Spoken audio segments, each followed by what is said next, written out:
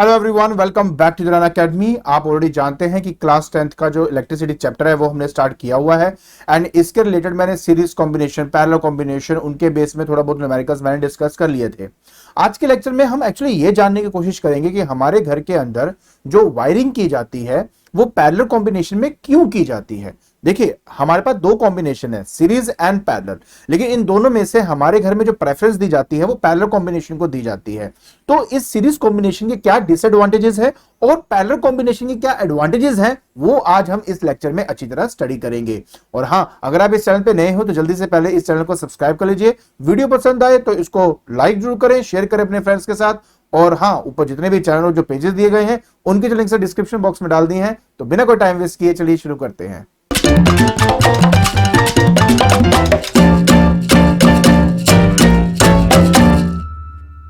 देखिए, आप अच्छी तरह जानते हो कि हमने दो तरह के कॉम्बिनेशन स्टडी किए थे रेजिस्टेंस के। पहला कॉम्बिनेशन था हमारा सीरीज का और दूसरा था हमारा पैरेलल का। सीरीज के अंदर अपने कुछ एडवांटेजेस थे और अगर पैरेलल की बात करें तो उसके अपने कुछ एडवांटेजेस थे। जैसे सीरीज कॉम्बिनेशन के अंदर अगर मान लीजिए मेरे पास कम रेजिस्टेंसेज है और मैं ज्यादा रेजिस्टेंस चाहता हूं तो ऑब्वियस है कि मेरे को उनको सीरीज कॉम्बिनेशन में लगाना पड़ेगा। लेकिन पैरेलल की सबसे बड़ी खास बात यह भी थी कि पैरेलल के केस में हर एक अप्लायंसेस को हम same amount of potential difference दे पाते थे। ठीक है, अब मैं आपको सिर्फ यह समझाना चाहता हूं कि हमारे घर के अंदर जब वायरिंग की जाती है तो वो हमेशा पैरेलल कॉम्बिनेशन में होती है, सीरीज कॉम्बिनेशन में कभी भी नहीं होती। तो उसको अच्छी तरह समझने के लिए पहले जान लीजिए कि सीरीज कॉम्बिनेशन दिखता कैसा है, पैरेलल कॉम्बिनेशन कैसे दिखता है, सीरीज की क्या डिसएडवांटेजेस हैं और पैरेलल की क्या एडवांटेजेस हैं। तो उसके बाद आपको ये सारी बातें अच्छे से क्लियर हो जाएंगी। देखिए, सबसे पहले हम बात करेंगे ये सीरीज कॉम्बिनेशन की। अब इस कॉम्बिनेशन में आप देख सकते हो कि हर एक अप्लायंस को हमने एक के बाद एक जोड़ा हुआ है। देखिए, एक, इसके बाद ये, इसके बाद ये, इसके बाद ये। तो ये मेरे सारे अप्लायंसेस हैं। बस आपको दिखाने के लिए यहाँ पे बल्ब शो किया हुआ है और हमारे पास एक स्विच है और एक पावर सप्लाई है, जो कि हमारे घर में जो पावर सप्लाई आती है आपको पता है ना कि 220 वोल्ट की पावर सप्लाई होती है। और हाँ, एक बात और याद रखें, हमारे घर में जो पावर सप्लाई आती है वो एसी पावर सप्लाई आती है। उसकी वोल्टेज जो होती है 220 वोल्ट होती है, लेकिन उस साथ में उसकी जो फ्रीक्वेंसी होती है वो 50 हर्ट्ज होती है। तो हमेशा याद रखें कि हमारे घर में जो पावर सप्लाई आती है उसकी वोल्टेज 220 होती है, एसी होती है, मतलब ऑल्टरनेटिंग करंट होती है, और साथ में उसकी अगर मैं फ्रीक्वेंसी की बात करूं तो फ्रीक्वेंसी की वैल्यू 50 हर्ट्ज होती है। तो ये बात हमेशा याद रखना है यार, कोई इतनी बड़ी बात नहीं है। आगे चलते हैं। तो ये मेरा था एक सीरीज कॉम्बिनेशन। पैरेलल में कुछ इस तरह से हमें दिखाई देता है। पैरेलल में क्या होता है कि हर अप्लायंस के लिए अलग अलग स्विचेस लगाए जाते हैं, हर एक एक दूसरे के पैरेलल में लगाया गया। देखो यहाँ पे क्या था कि एक के बाद एक जोड़ा गया था। यहाँ पे क्या होता है कि इसके दो एंड, अगले के दो एंड, उसके अगले के दोनों एंड आपस में सब जुड़े होते हैं और ये सब हमारा पैरेलल कॉम्बिनेशन बन जाता है। तो सीरीज और पैरेलल में जो प्रेफरेंस दी जाती है हमेशा पैरेलल कॉम्बिनेशन को दी जाती है। अब ऐसा क्यों है, इसके बारे में जानने से पहले हम थोड़ा डिसएडवांटेज पहले जान लें कि एसी की क्या डिसएडवांटेज है। तो देखिए, बात करेंगे disadvantages of the series circuit for the domestic wiring. देखिए, सिंपल सी बात है यार। देखो, सबसे पहले ये आपका सीरीज सर्किट आपके सामने है। पहले तो यार इस सीरीज सर्किट की सबसे बड़ी देखो प्रॉब्लम देखो क्या है, समझने की कोशिश करना।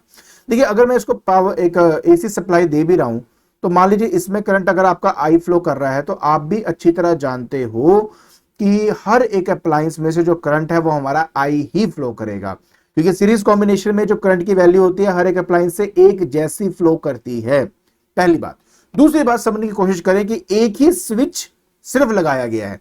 तो अगर मैं इस स्विच को डिस्कनेक्ट कर देता हूं तो आप जानते हो कि अगर डिस्कनेक्ट करने से क्या होगा, करंट फ्लो नहीं करेगा। और अगर करंट फ्लो नहीं करेगा तो सारे अप्लायंसेस एक ही बारे में बंद हो जाएंगे। थोड़ा इमेजिन करो, आप अपने कमरे के अंदर एंटर करते हो तो आप मान लीजिए आपको सिर्फ लाइट ऑन करनी है, बट लाइट ऑन करते वक्त आपके पक्खे भी ऑन हो जाए, आपका एसी भी ऑन हो जाए, सब कुछ एक साथ ऑन हो जाए तो कैसा लगेगा।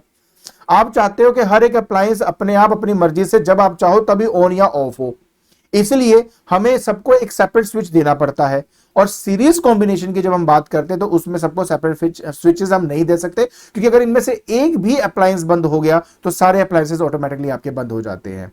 ठीक है, तो देखिए यहां पे लिखा हुआ है कि in a series circuit if one electric appliance stop working, अगर एक अप्लायंस भी आपकी खराब हो जाती है due to some defect, then all other appliances also stop working because whole circuit is broken. ठीक है ना। तो अगर इनमें से एक भी अप्लायंस खराब हो गया, सर्किट इनकम्प्लीट हो जाएगा और बाकी सभी अप्लायंसेस जो है वो चलने आपके बंद हो जाते हैं।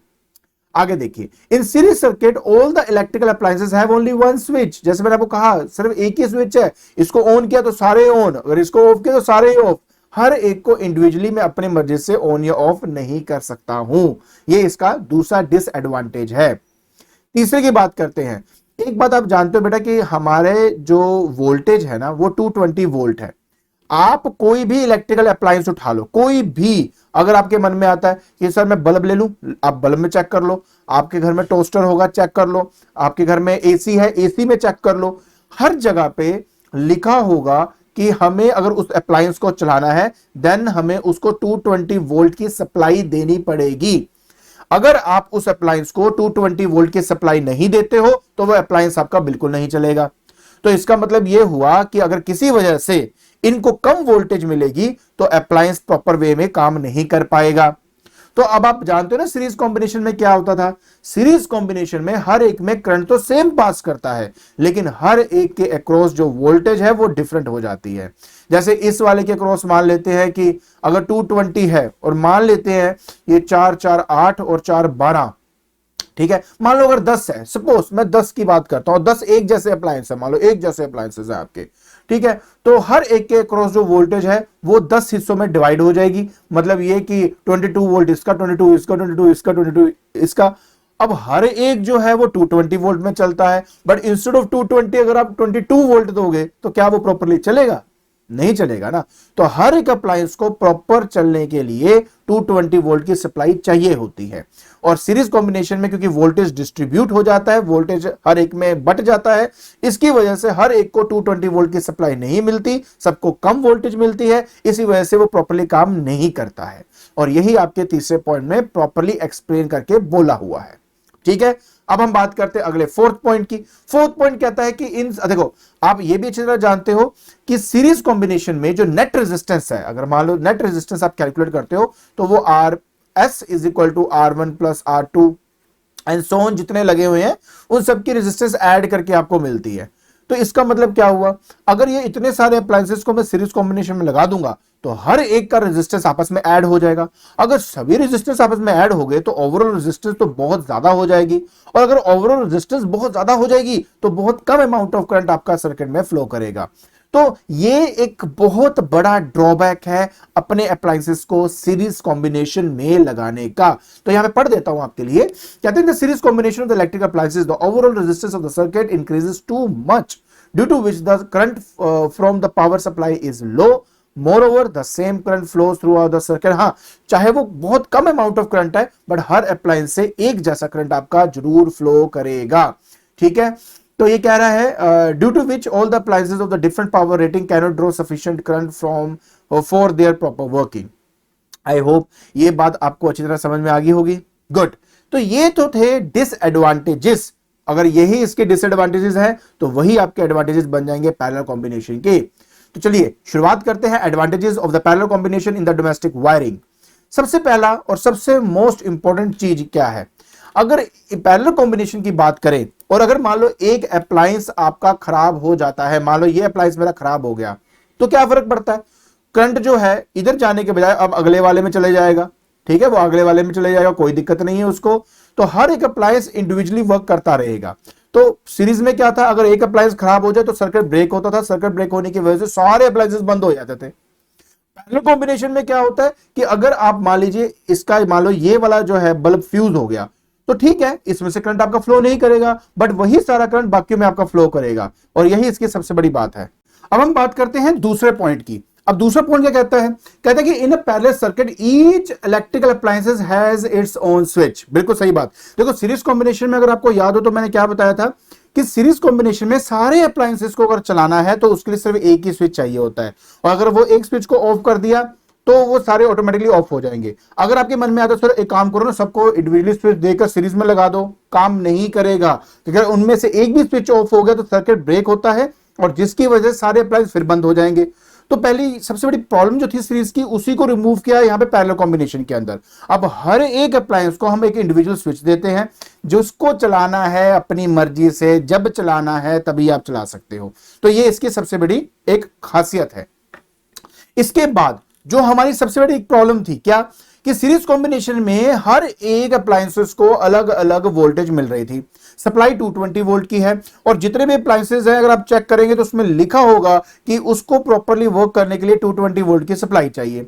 अब हमारे पैरेलल कॉम्बिनेशन की सबसे बड़ी खास बात ही तो यही थी कि पैरेलल कॉम्बिनेशन में हर एक को एक जैसी वोल्टेज मिलती है।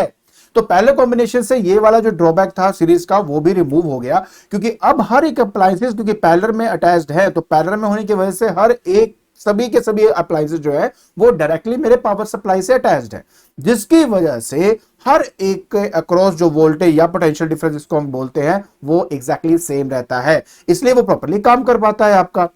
और आखिरी, अगर आपको याद हो तो हमने एक बात करी थी कि मेरे एक सीरीज कॉम्बिनेशन के अंदर जो नेट रेजिस्टेंस है वो हमेशा बढ़ती है क्योंकि सबको हमने आपस में ऐड करना होता है, लेकिन वही खास बात पैरेलल कॉम्बिनेशन में है। पैरेलल कॉम्बिनेशन में जब इन्हीं रेजिस्टेंस को आपस में पैरेलल कॉम्बिनेशन में लगाया जाता है तो हर एक रेजिस्टेंस जो है जब आप उनको ऐड करोगे तो उसका जो फॉर्मेट होता है वो होता है 1/Rp equal to 1/R1 plus 1/R2 and so on. मतलब ये कि ओवरऑल रेजिस्टेंस जो है सर्किट की वो कम हो जाती है, क्योंकि अब आपकी ओवरऑल रेजिस्टेंस कम हो चुकी है तो मतलब ये कि मैक्सिमम जितना करंट ये ड्रॉ कर सकता है इस पावर सप्लाई से वो ड्रॉ करेगा और हर एक को प्रॉपर करंट की सप्लाई मिलेगी अपने आप को प्रॉपर्ली काम करने के लिए। आई होप आपको ये सारी बातें अच्छी तरह समझ में आ गई होंगी।